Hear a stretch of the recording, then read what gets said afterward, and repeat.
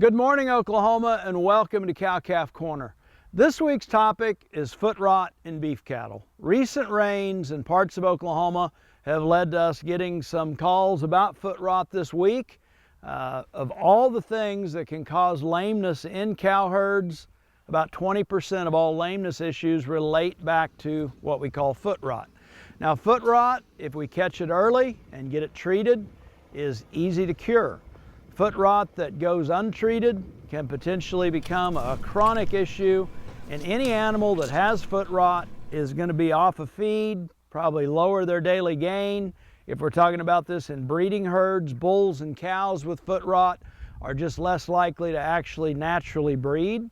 And so there's a lot of downside to this problem. What is our cause? Typically, it is some bacteria that live on the skin of beef cattle.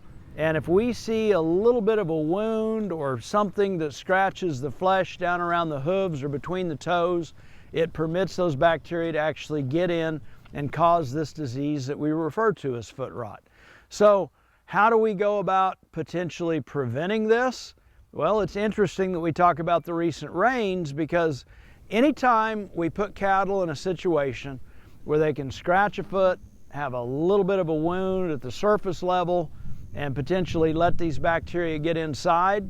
If we think of what happens in naturally occurring beef production year in, year out, in the summertime when it gets hot, if our cows go stand in ponds, let their feet get soft, so when they get back up out of there, if they hit a stump, a clump of grass, anything, a rock that causes a little bit of abrasion, it can lead to a very quick case of foot rot.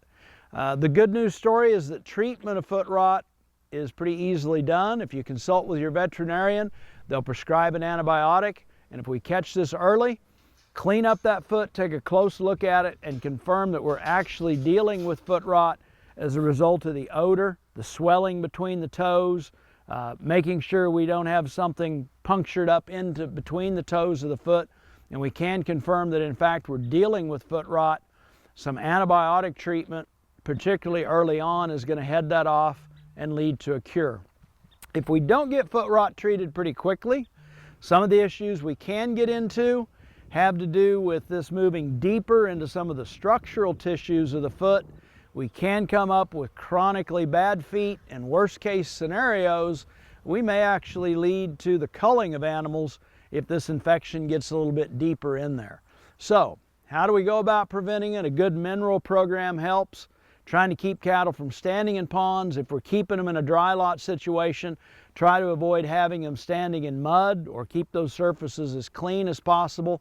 Basically, we can improve the foot health by keeping cattle on solid dry ground to the extent possible, and maybe even as we move into the summer months, fencing off ponds so that they can't stand in them is often a contributor to lessening the incidence of foot rot that we see. As a reminder, our Blueprint for the Future Part 2 Beef Cattle Conference on May 22nd and 23rd, still open for registrations, and we can actually take walk-in registrations. Interesting topics that'll be covered: selection and mating programs relative to your marketing endpoint and intended use of calves, land stewardship, and a pretty good update on gene editing and where we stand with gene-edited animals in the beef industry right now, and what the future holds in regard to those. Still time to register. Hope you can join us for the Blueprint for the Future Part 2, May 22nd and 23rd at the Tadashek Arena. And as always, thanks for joining us this week on Cow-Calf Corner.